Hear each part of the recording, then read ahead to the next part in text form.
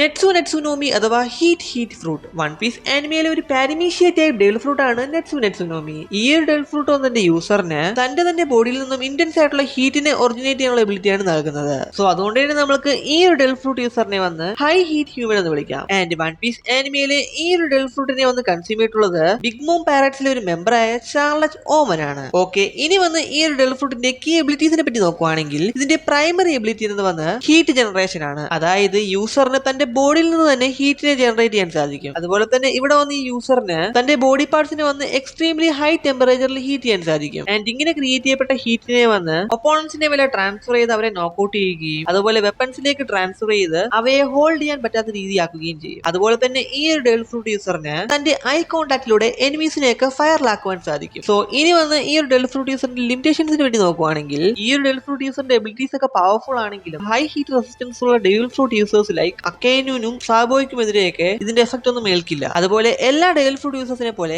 ഈ ഒരു devil fruit യൂസറിനും കടലിൽ നീന്തുവാൻ സാധിക്കില്ല.